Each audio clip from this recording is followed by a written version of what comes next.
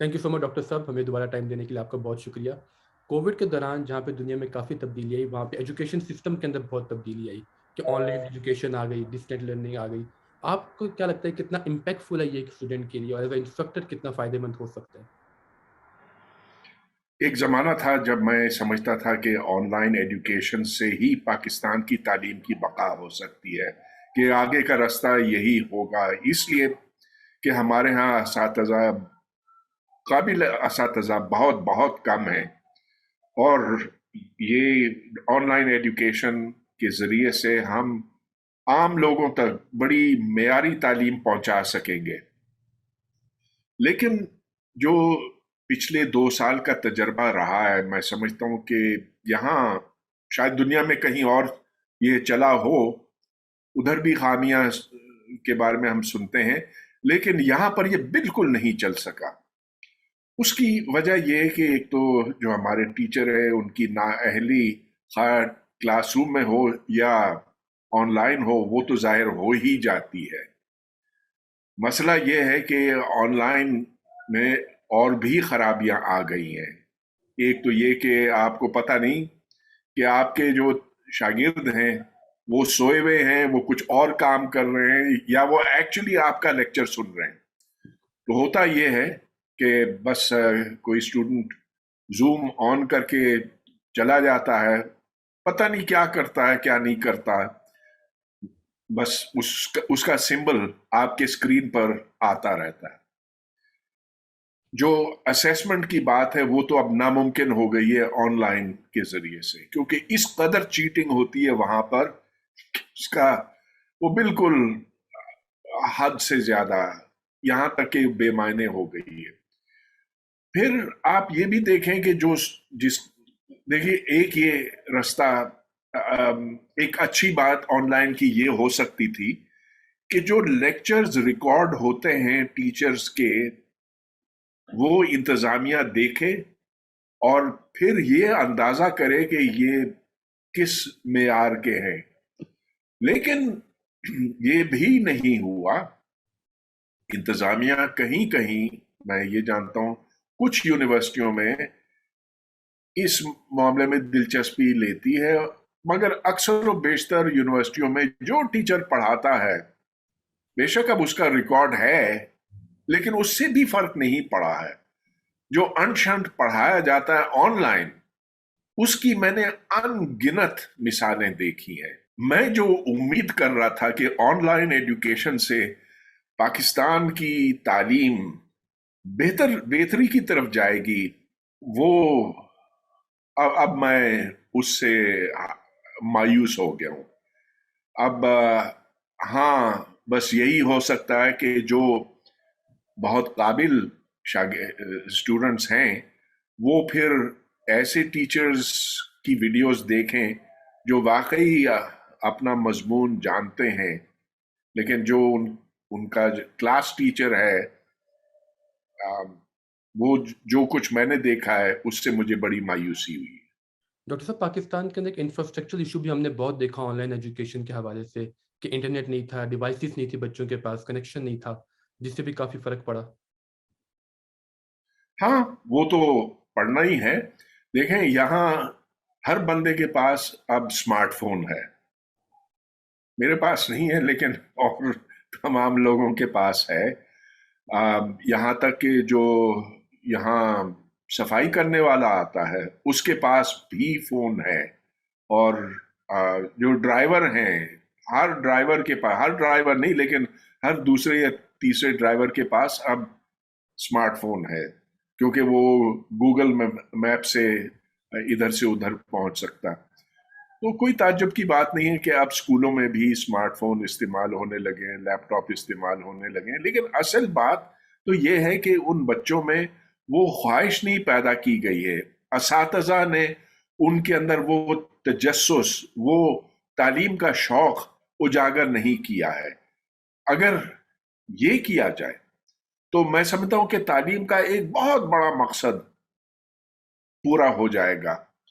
دیکھیے بنیادی طور پر ٹیچر کا کام یہ ہونا چاہیے کہ وہ بچوں کی رہنمائی کرے، یہ نہیں کہ کسی सब्जेक्ट में बारीकियां बताए, या ये कि बस क्लासरूम में अपना डिसिप्लिन जबरदस्ती उन पर मुसल्लत करे। उसका काम है, टीचर का काम है कि वो बच्चों को इंस्पायर करे, उनके अंदर वो शौक डाले कि वो खुद फिर इंटरनेट पर जाकर या किताबें खोलकर खोज लगा सके। डॉक्टर साहब, आपके भी तो एक टाइम पे लेक्चर्स आते थे टीवी के ऊपर जिसके अंदर फिजिक्स आप पढ़ाते होते थे, जो आज भी यूट्यूब के ऊपर मौजूद हैं। तो वो भी एक अच्छा मीडियम बन सकता था कि अगर एक पूरा उसको ऑर्गेनाइज करके वो लेक्चर्स अपलोड किए जाएं, कोई भी यूनिवर्सिटी अगर करे तो स्टूडेंट उससे सीख ले और फिर आके इम्तिहान में बैठ जाए। कुछ ऐसा भी सीन हो सकता है, हर जगह हाँ, पूरा बिल्कुल, लेक्चर कर दे। बिल्कुल हो सकता है। देखिए, अगर आप किसी मजमून को उस पे अगर आप किसी मजमून पे उबूर हासिल करते हैं, तो उसका मतलब ये कि उसके जो प्रॉब्लम्स हैं वो आप हल कर सकेंगे। तो कोई सी भी साइंस की किताब लीजिए, उसके आखिर में, उस बाब के आखिर में सवालात होते हैं। जो उन सवालात को हल कर सके, उसने उस बाब का मवाद समझ लिया है। और अगर वो हल नहीं कर सकता, तो उसका मतलब ये कि बस उसने पढ़ तो लिया है, लेकिन उसे गहराई में समझा नहीं है। उस उसका उसके अंदर जो कुछ है, जो उसूल बयान किए गए, उनका वो इतलाक नहीं कर सका। जो ये सवालात हल कर सके, मेरा मतलब ये कि अगर कोई सी भी अच्छी किताब ली जाए किसी भी मजमून में, खा वो बायोलॉजी हो, केमिस्ट्री हो, मैथमेटिक्स हो, फिजिक्स वगैरह, तो साइंस में तो ये है कि जब तक आप कोई नए सवाल हल नहीं कर सकते, उस वक्त तक आपने उस मजमून पे उबूर हासिल नहीं किया। बिल्कुल। डॉक्टर साहब, आपका एक ये पॉइंट ऑफ व्यू भी आता है, एक बार आ रहा था कि हमारी यूनिवर्सिटीज़ के अंदर पढ़ाई इस तरह से अच्छी नहीं होती कि कॉलेज में नहीं होती, और कॉलेज में अच्छी नहीं होती कि स्कूल में अच्छी नहीं होती। तो क्या स्कूल के अंदर हमें तालीमी निज़ाम एक फंडामेंटल चेंजेस करने चाहिए ताकि जो बच्चा यूनिवर्सिटी तक आए वो काफ़ी समझदार हो? हाँ, वो कोई देखें, बाकी दुनिया ने तो ये काम करके दिखा दिया, यानी कि ये कोई नामुमकिन चीज नहीं है। तो उसके लिए सबसे पहले आपको ये तय करना होगा कि तालीम का का मकसद क्या है, किस किस्म का जहन आप बनाना चाहते हैं। अगर तो ताबेदारी, इताअत का जहन बनाना है, तो फिर आप उनसे रटवाएं, फिर आप उनको खूब सारा मजहबी मवाद पढ़ाएं और कहें कि बस ये याद कर लो, तुम्हारी तरक्की, तुम्हारे नंबर, उनका इन्हिसार इसी के ऊपर है। लेकिन अगर आपको एक ऐसा जहन तैयार करना है जो सवाल करे, जो पूछता रहे, जो जो मुतजस्सिस हो, जो जो खोज लगाता रहे, तो फिर आपको इस चीज से बिल्कुल दूर हटना होगा। अब आप देख लीजिए कि बाकी दुनिया में जिस तरह से बच्चों को पढ़ाया जाता और हमारे यहाँ जिस तरह से पढ़ाया जाता, जमीन और आसमान का फर्क है। बिल्कुल। डॉक्टर साहब, एक और बात जो आपके एक बार मैं इंटरव्यू में सुन रहा था कि आप कह रहे थे कि हमारे यहाँ पे लोग सवाल नहीं करते। वो सवाल करने की जो कैपेबिलिटी है वो वक्त के साथ साथ कम हो रही है, हालांकि उम्मीद ये थी कि इसे बढ़ना चाहिए था। तो ये भी एक बहुत बड़ा हर्डल है एजुकेशन सिस्टम के अंदर, जिसमें कुछ नई तहकीक नहीं हो पा रही, नया तजस्सुस पैदा नहीं हो पा रहा। हाँ, सवाल करने की तो इजाजत है नहीं ना। और आ, इसकी एक बहुत बड़ी वजह यह है कि फिर जो बड़े लोग हैं, मतलब ये उस्ताद आपके बड़ों में शामिल होता, आप फिर एक तरह से उनको चैलेंज कर रहे हैं। सवाल बिल्कुल। करने का मतलब तो ये भी है कि आप मालूमात हासिल करते हैं, लेकिन दूसरी तरफ ये भी है ना कि आप पूछते हैं कि ऐसा क्यों है। ठीक है, आपने बता तो दिया, लेकिन मैं कैसे जानूं कि जो बात आपकी आपकी कही हुई है सो दुरुस्त है। तो इस तरह का चैलेंज अक्सर और बेशतर टीचर्स बर्दाश्त नहीं कर सकते। नतीजा ये कि हमारा पूरा निज़ाम, तालीमी निज़ाम इताअत के ऊपर मबनी है। मानो मानो मानो, पूछो मत, पूछो मत। तो ये रिवायती माशरों में ऐसा ही होता है। یورپ میں اگر آپ دیکھیں آج سے 400 500 سال پہلے تو ایسے ہی ہوتا تھا. جب وہ اس قید سے نکل آئے، جب ان کے سر پر جو جو شادولے کی ٹوپیاں تھی وہ ہٹی، تب وہ ترقی کر سکے. تب وہاں پر سائنسی انقلاب آیا، صنعتی انقلاب آیا، سماجی انقلاب آیا، سیاسی انقلاب معاشی آیا. اور معاشرتی انقلاب آئے. تب یورپ اس سے آگے نکل سکا. لیکن ہمارے ہاں، اور میں یہ کہوں گا کہ تقریباً پوری اسلامی دنیا میں وہ وقت اب تک نہیں آیا. ڈاکٹر صاحب، ایک میرا پرسنل ایکسپیرینس یورپ کی ایک تعلیمی ادارے سے یہ رہا کہ میں نے ایک آن لائن کورس کیا تھا برطانیہ کی یونیورسٹی سے. اس کلائمیٹ چینج کے اوپر بیسیکلی وہ تھا. تو اس کے اندر انہوں نے یہ بتایا کہ کلائمیٹ چینج کا حل پرائیویٹ آرگنائزیشن کر سکتی ہے اگر سرکار کا رول کم سے کم ہو. تو یہ بات کوئی مجھے سمجھ نہیں آئی اتنی. میں نے کہا کہ پرائیویٹ آرگنائزیشن نے ان کی وجہ سے زیادہ کلائمیٹ کو مسئلہ بنا ہے. تو میں نے اپنے استاد سے یہ بات پوچھی تو انہوں نے مجھے کہا کہ بیسیکلی کچھ یورپ کی یونیورسٹیز جو ہوتی ہیں وہ ایک خاص نیریٹو اکیڈیمک کے تھرو پورا کرنا چاہ رہی ہوتی ہیں. چونکہ آپ کا اتنا ایکسپیرینس امریکہ کے اندر بھی آپ کا ایک وزٹنگ فیکلٹی کے طور پہ رہا ہے اور پاکستان کے اندر بھی، کیا واقعی ایسا ہے یا یہ صرف میری ایک غلط فہمی تھی؟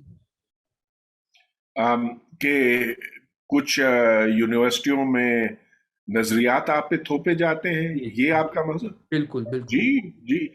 یونیورسٹیوں سے زیادہ کچھ اساتذہ ایسے ہیں جو ایک خاص نظریے کے قائل ہوتے ہیں. مثال کے طور پر کوئی فری مارکیٹ، آپ جس کی طرف اشارہ کر رہے ہیں، وہ neo liberalism, neo liberal teacher ہوگا تو ٹھیک ہے، ہونے دیں. لیکن پھر آپ کو دوسری آوازیں بھی سننے میں آتی ہیں، دوسرے ٹیچرز بھی ہیں. اور جب ایک کھلا ماحول ہوتا تب اس قسم کی بات بھی ہوتی ہے، اس قسم کی بھی، سوشلزم کی بھی ہوگی، کمیونزم کی، اور پھر سرمایہ داری کی. پھر یہ آپ کے اوپر منحصر ہے کہ کس بات کو آپ درست سمجھتے ہیں، کس بات میں آپ سمجھتے ہیں کہ زیادہ وزن ہے. ڈاکٹر صاحب، آپ سے ایک آخری سوال میں پوچھوں گا. میں آپ کا ریسنٹلی ایک انٹرویو سن رہا تھا جس کے اندر مجھے نہیں اس بارے میں پہلے پتا تھا، مجھے ریسنٹلی پتا لگا کہ آپ نے کہا کہ جو father was a follower of mister Gandhi. تو آپ کے گھر کا ماحول کیسا تھا جس کے اندر آپ کی پرورش ہوئی اور آپ کا فزکس کے اندر دلچسپی پیدا ہوئی؟ میرا کیسا ماحول تھا بچپن میں؟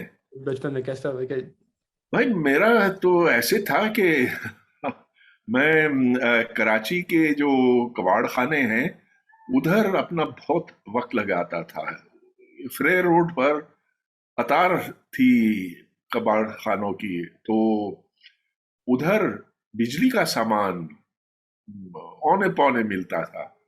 اور بجلی کا سامان میرا مطلب یہ کہ وہ جو آم، دوسری جنگ عظیم کے بعد میگنیٹس استعمال ہوتے تھے، اور ویکیوم ٹیوب، اور طرح طرح کے ہیڈ فونز وغیرہ. تو میری دلچسپی یوں شروع ہوئی کہ مجھے مقناطیس سے، میگنیٹ سے خدا جانے کیوں ایک فیسینیشن ہو گئی. اور میں خواب میں بھی میگنیٹس دیکھتا تھا اور کیسے میگنیٹس بنائے جا سکتے ہیں. اس کے بعد پھر ایک شوق سے دوسرا شوق پیدا ہوا. تو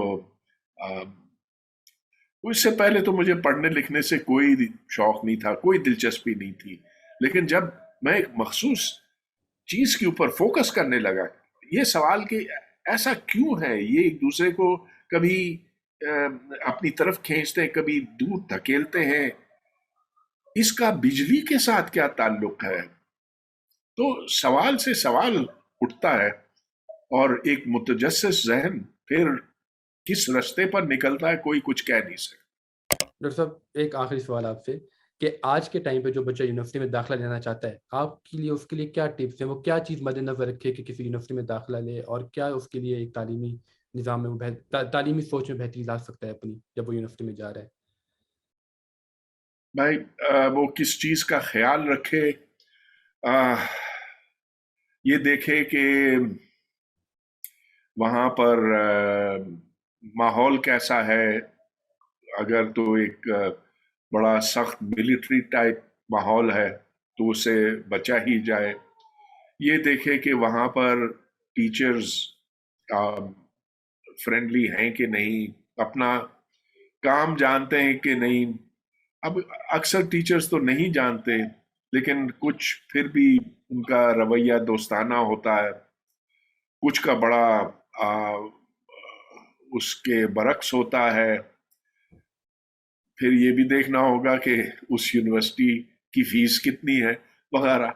लेकिन देखें, जिस यूनिवर्सिटी की भी बात हम करें, पाकिस्तान में सही मानों में एक भी अच्छी यूनिवर्सिटी नहीं है, एक भी ऐसी यूनिवर्सिटी नहीं है जो दुनिया में यूनिवर्सिटी के तौर पर मानी जाए।